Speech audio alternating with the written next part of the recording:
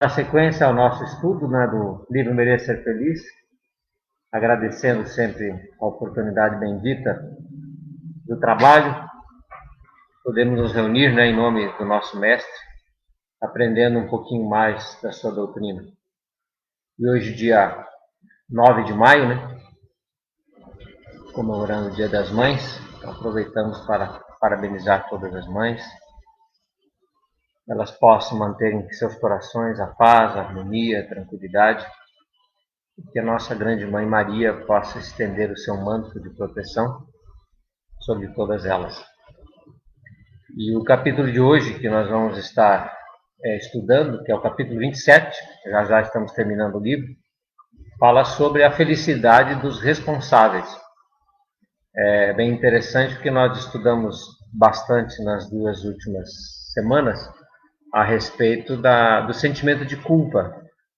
E aqui a Irmance, como autor espiritual, sob a orientação de Eurípides Bassanufo, vai falar justamente dessa responsabilidade, dessa capacidade que nós precisamos ter de transformar o sentimento de culpa, que pode ser paralisante, na questão da autorresponsabilidade, de nos responsabilizarmos pelos atos da própria vida. Que foi basicamente o evangelho lido agora há pouco, sobre as causas atuais da aflição, em que nós entendemos estar em movimento a lei irrevogável, que todos nós conhecemos, que é a lei de causa e efeito. Todo efeito tem uma causa. E como o universo é justo, porque está sob a responsabilidade direta de Deus, que é totalmente justo, nós vamos entender que as consequências são justas dentro de um reflexo natural da vida. Então a gente é livre a todo tempo e a toda hora para escolher as sementes, para escolher o que plantar, mas uma vez plantada a semente, uma vez escolhida a opção, nós estaremos vinculados aos resultados da colheita, aos resultados ou às consequências das nossas ações. Então, o autor espiritual selecionou a questão de número 1000 no Livro dos Espíritos, onde ele fez uma pequena extração desta questão, falando: Deus não dá valor a um arrependimento estéril, sempre fácil e que apenas custa o esforço de bater no peito. A perda de um dedo mínimo, quando se esteja prestando um serviço, apaga mais faltas do que o suplício da carne suportada durante anos com objetivo exclusivamente pessoal. Então, às vezes, nós nos sacrificamos muito e sofremos de fato, mas é por interesses egoístas, pensando única e exclusivamente em nós mesmos. Então, não basta este arrependimento. Há necessidade de uma ação no bem, em benefício do próximo, para se reparar as consequências daquilo que se causou. E é bem interessante o estudo da noite, porque vai nos trazer justamente essa possibilidade que temos de reparar em nós os atos cometidos. É aquela passagem do Cristo, quando ele fala que o amor cobre a multidão de pecados. Então, multidão é muita coisa. E a gente precisa valorizar esse amor disponível para todos. Essa capacidade que todos temos de fazer em benefício do próximo. Agir em termos de caridade verdadeira. Então, sempre que este sentimento nos visita a alma, nós precisamos nos esforçar em expandi-lo, porque é desta forma que nós vamos cobrir a multidão de erros através do amor e da caridade. O sentimento de culpa é um aprendizado profundamente enraizado nos recessos da vida mental. As experiências religiosas nas vidas sucessivas dos últimos 15 séculos esculpiram fortemente a conduta autopunitiva como forma de solucionar as nossas questões com Deus e com a consciência. Então, a gente sabe que esta é uma questão de ranço cultural, que muitos ainda trazem né, nos recessos da sua alma, do seu perispírito. E nós sabemos que não funciona. Essa autopunição ou esse sentimento de culpa precisa ser extirpado da nossa vida para evitar sofrimentos desnecessários. Passando de geração em geração, constata-se na atualidade uma trágica manifestação coletiva da culpa nas sociedades, sustentando o sofrimento humano. Não fomos educados para ser responsáveis, fomos educados para sermos culpados. Perante as falhas, castigos; perante os êxitos, recompensas. Prêmios e punições representam o coroamento das ações, como se nada mais existisse ou fosse possível existir entre os extremos que denominamos errado e certo. Então, nós sempre, na doutrina espírita, comentamos sobre isso, uma vez que toda ela é fundamentada na educação do espírito, na educação da alma. Mestre era exímio educador, tanto é que deixou-se intitular mestre, e Kardec era educador também, extremamente competente, discípulo de Pestalozzi. E toda a doutrina é fundamentada nos princípios da educação, de como corrigir as nossas falhas ou de nos aproximar gradativamente da verdade, né, desmistificando erros e nos libertando das ilusões. E a educação a que estamos acostumados é prêmio, recompensa, castigo e punição. E sabemos que não é desta forma que devemos agir. Não devemos ter educação que reforce culpas, mas que atribua responsabilidade, onde nós devemos nos movimentar em direção ao futuro, independentemente do que haja sido feito no passado. Não se pode avançar olhando para trás. É preciso ter fé e, como sempre se diz, plantar de forma diferente a partir de agora. Pedagogicamente, os instrumentos do castigo e da repreensão vão ganhando novas e mais ajustadas conceituações. Melhor que punir é ensinar. Melhor que gratificar é promover. O ato de ensinar implica na arte de fazer uma viagem pelas ignoradas paisagens da vida interior, descobrindo valores, pesquisando sentimentos, criando ideias novas, ajudando a pensar. A ação de promover, por sua vez, será o desafio de delegar, demonstrar confiança irrestrita, oportunizar a chance de assumir novas responsabilidades, quando educando, seja um filho ou um funcionário, seja um vizinho ou um parente, seja um amigo ou um transeunte, mostra-se apto a assumir novos caminhos. Então vejam que é bem diferente abrir novas possibilidades àquele que se desajustou, ao invés de castigá-lo ou repreendê-lo. E muito mais também importante dar desafios maiores àquele que está indo bem, do que simplesmente gratificá-lo naquilo que fez. Então é sempre a abertura de novas possibilidades para a alma que precisa redimir-se ou crescer, corrigir-se ou se sustentar no bem. Caminhos novos para que o espírito possa avançar em direção ao futuro. Por isso que o Mestre nos fala e continua nos dizendo: o espírito é livre e sopra onde quer. Então temos que trazer esta consciência para a nossa vida, para não estarmos nesta armadilha cíclica de punir e recompensar, aonde se ressalta erros e acertos, ao invés de promover o espírito ao amadurecimento verdadeiro, tornar-se responsável pela própria vida. Então isso é o que diz para nós o Espiritismo e é o que nós entendemos como verdadeiro e certo.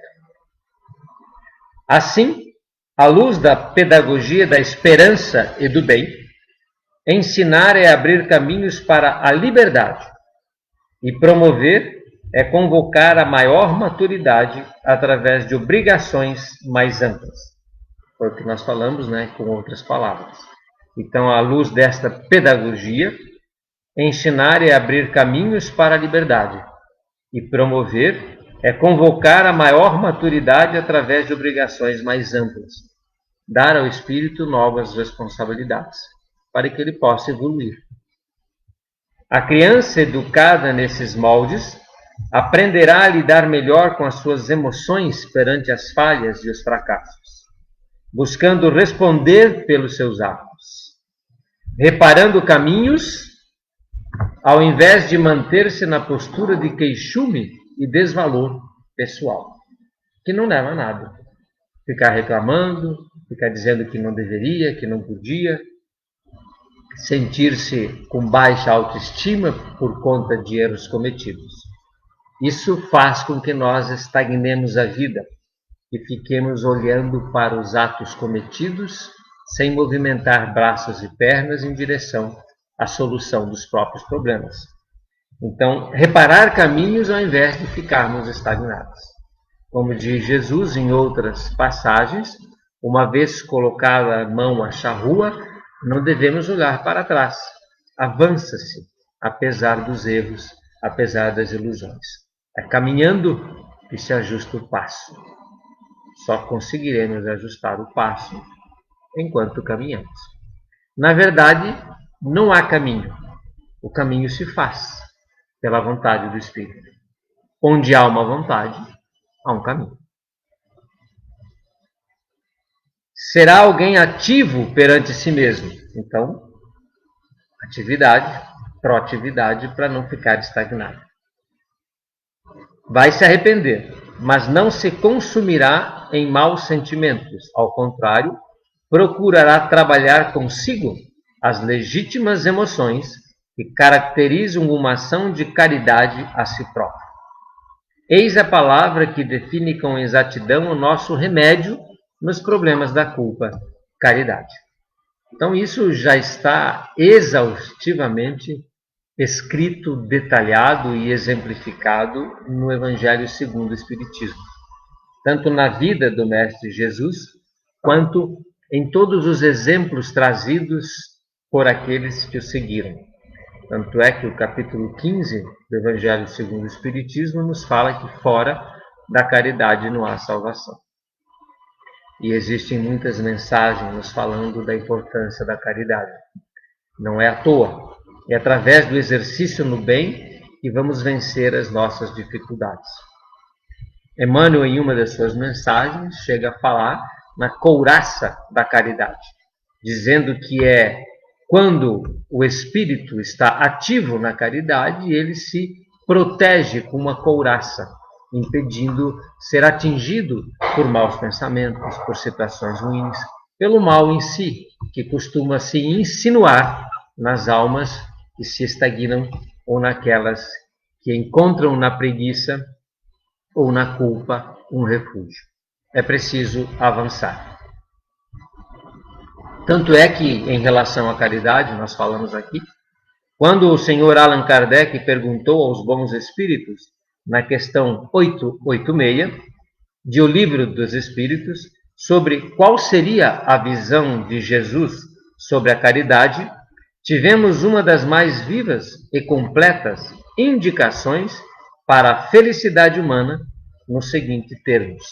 Então, nós conhecemos bem, né, o que significa a caridade dentro da nossa doutrina, trazida pelos Espíritos ao consultar o coração profundo e amigo do nosso Mestre Jesus. Benevolência para com todos, indulgência para as imperfeições dos outros, perdão das ofensas. Para nós memorizarmos, nós temos na doutrina um macetinho, né? Nós falamos que é o BIP, BIP, né? Hoje não se usa mais o BIP, né? Porque tem o WhatsApp, o celular, mas antigamente os médicos principalmente eram bipados, né? Tinha o BIP lá e você tinha que retornar a ligação para aquele número porque tratava-se, por exemplo, de uma emergência. Os mais novos não têm nem noção do que significa isso, né? Mas é o BIP, né? Vamos fazer um BIP, né? Benevolência para com todos, indulgência para as imperfeições dos outros, perdão das ofensas. Um completo guia para a paz. Isso é o que representa essa resposta. Ante esse vício afetivo da culpa, encontramos nessa sábia colocação uma reflexão a ser feita. Percebamos que o perdão e a indulgência referendados nessa resposta são manifestações internas de sentimentos que haveremos de aprender. Indulgência para com todos, desculpa para a imperfeição dos outros e perdão das ofensas. São movimentos internos de aprendizado íntimo. Trata-se de duas medidas essenciais na arte de administrar os sentimentos, sobre como vencer as mágoas e lidar harmoniosamente com os defeitos alheios. Nós sabemos disso, o perdão liberta, e a indulgência para com as imperfeições também nos possibilita uma vida mais leve, sem tantas cobranças, autocobranças, culpas, que só fazem atrasar a nossa vida. Mas vejam bem que não se trata apenas de uma movimentação interna de indulgência e perdão. Mas vejamos que há um terceiro item na fala do Espírito Verdade. Diz ele, benevolência para com todos. Um aspecto muito importante para pensarmos, ou seja, aqueles sentimentos relativos à indulgência e ao perdão só serão concretizados nas relações pródigas de ação no bem. Isso é a benevolência aplicada. Fé com obras. Portanto, a benevolência é a consolidação das etapas que inicialmente operam-se no coração. Então, se num primeiro momento nós vamos trabalhar o nosso interior através do perdão e da indulgência, na sequência imediata, ou junto com isso, devemos movimentar braços, pernas e coração em direção ao próximo, praticando e aplicando a benevolência para com todos. Perceba que não tem exceção. Não se pode fazer restrições. A caridade é incondicional. O amor é universal. A benevolência é para com todos. Nós devemos abrir as portas do coração e agir no bem comum, favorecendo todos, sem exceção. Então, está aí, né, o capítulo se estende, semana que vem nós concluímos. Importante refletirmos bastante sobre estas colocações do Espírito, uma mensagem bastante profunda, uma leitura que deve ser obrigatória mais vezes, se possível, onde nós temos justamente no Dia das Mães uma mensagem que vem falar desse amor, desse sacrifício em benefício do próximo, próprio das mães, né, das verdadeiras mães, que se sacrificam pelos filhos que amam. Então, em homenagem a elas, que possamos segui-las nesse exemplo tão importante, lembrando do BIP, né, dessa benevolência para com todos, da indulgência para com as imperfeições alheias e do perdão das ofensas. Façamos isso e com toda certeza conseguiremos avançar um passo a mais, não só na nossa evolução, como no caminho dessa felicidade tão almejada. Então nós vamos ficando hoje por aqui. Pedir ao Luiz, né, Luiz, que possa de novo nos brindar aí com a sua música, para nós encerrarmos a live de hoje. Então, boa noite a todos, um feliz Dia das Mães, né? E que o Mestre Jesus e Nossa Mãe Maria estejam em nossos corações.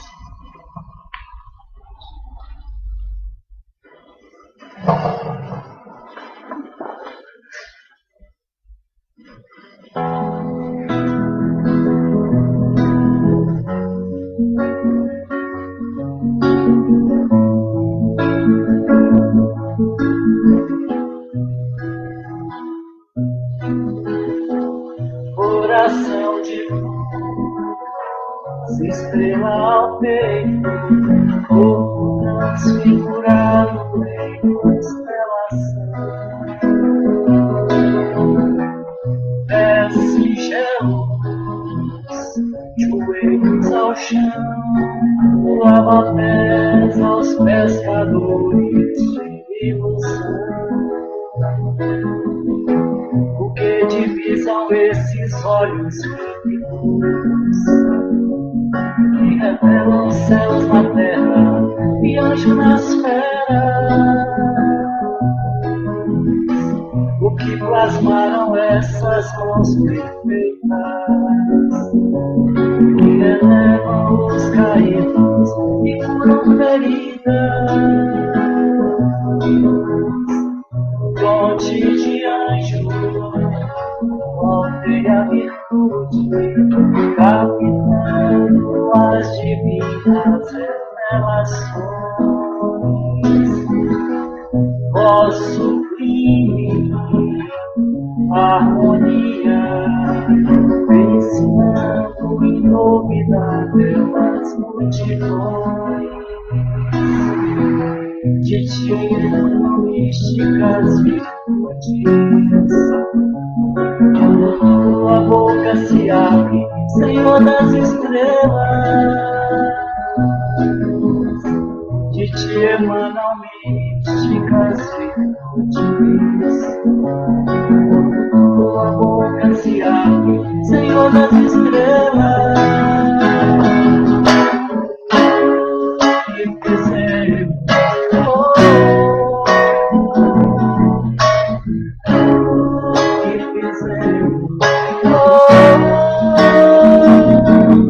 trespassamos o coração, perfuramos os pés e as mãos, surramos os olhos, espinhamos a fonte altiva e quisemos calar a voz do Senhor das estrelas.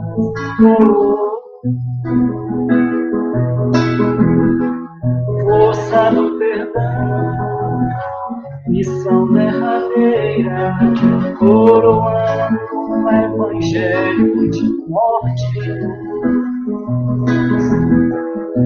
Questão de tempo, tempo da paz, que vibrou nas oliveiras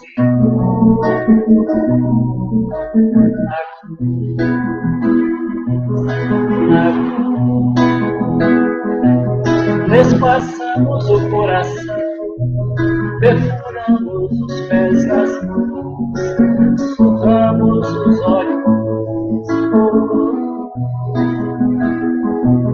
espinhamos a fonte altiva e quisemos calar a voz do Senhor das estrelas.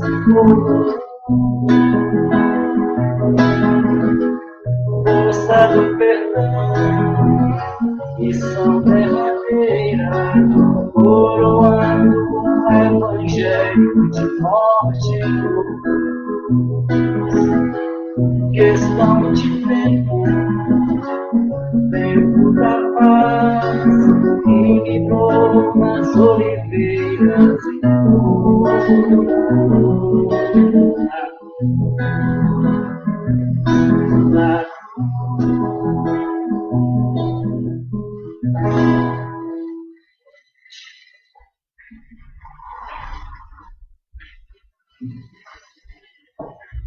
Então, boa noite a todos.